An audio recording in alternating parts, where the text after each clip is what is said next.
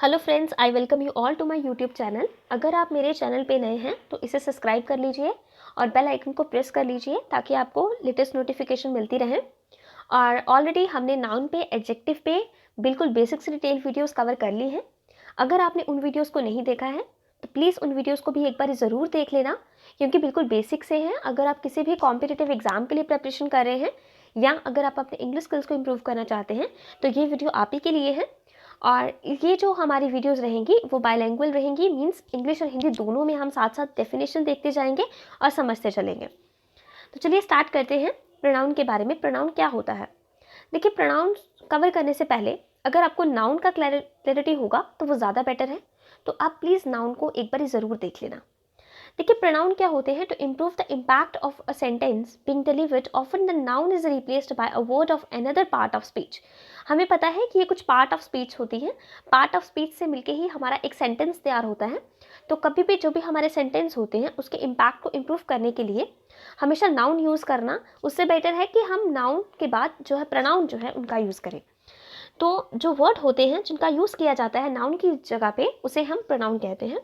सो आप यहाँ पे देख सकते हैं, that is the word that is used in the place of noun is called a pronoun.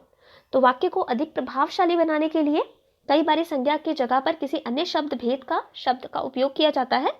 ऐसे संज्ञा की जगह उपयुक्त होने वाले शब्द को सर्वनाम कहते हैं। तो प्रोनाउन को हम सर्वनाम कहते हैं। सर्वनाम के उपयोग से वाक्य द्वारा दिए जाने वाले संदेश को बेहतर तरीके से प्रस्तुत किया जा सकता है और अंग्रेजी में सर्वनाम को प्रोनाउन कहते हैं और इनका प्रयोग नाउन के स्थान पर किया जाता है। अब देख लेते हैं, ये देखिए, आप इस टेबल को देखिए, आपको टेबल से क्लियर हो जाएगा कि प्रोनाउन का क्यों यूज ज़्यादा बेटर है। तो अगर आप देखते हैं सबसे पहला सेंटेंस, अगर आप देखिए, Raju is absent because Raju is ill. आप इसमें क्या कह रहे हैं? राजू नहीं आया क्योंकि राजू बीमार है। तो आप इसमें क्या कर रहे हैं? दो आपने जो क्लॉजेज है उनको कनेक्ट किया है और दोनों को आपने जो नाउन से स्टार्ट किया है कि Raju is absent because Raju is ill. तो आप इसको इस तरह से भी लिख सकते थे कि Raju is absent because he is ill. तो यहाँ पे आपने क्या किया? राजू अगेन लिखने की बजाय आपने उसकी जगह पे प्रोनाउन का यूज़ किया। प्रोनाउन से क्या हुआ? उसका जो इम्पैक्ट है, सेंटेंस में जो इम्पैक्ट पड़ा वो ज़्यादा हुआ, ज़्यादा इम्पैक्ट पड़ा, ज़्यादा अच्छा लगा और ज़्यादा इफेक्टिव देखने को लग रहा है। क्योंकि इसमें अगर आप देखते हैं Raju is absent because Raju is in, तो आप उस नाउन का बार बार, एक ही नाउन को आप बार बार उसके बारे में डिफाइन करते चल रहे हैं कि राजू जो है नहीं आया क्योंकि राजू बीमार है। और अगर आप इस तरह से कहते हैं Raju is absent because he is ill, Raju नहीं आया क्योंकि वह बीमार है, तो ये ज़्यादा इफेक्टिव लगता है देखने में भी।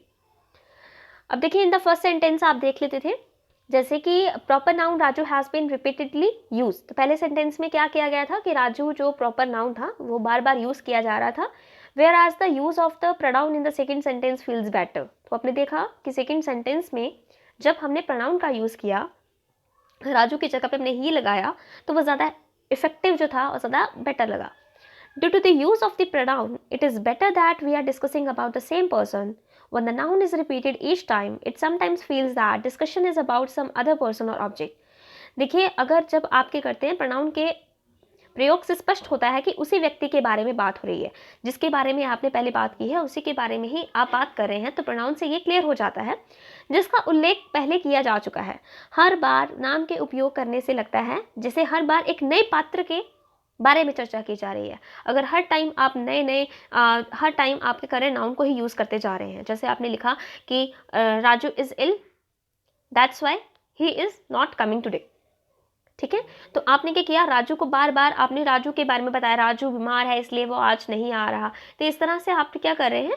आप उस नाउन को बार बार यूज़ करते चल रहे हैं। तो ऐसा लग रहा है कहीं जो राजू है, वो जो बीमार है वो अलग अलग पर्सन है और जो जिस बारे में आप बात कर रहे हैं वो कोई अलग पर्सन है।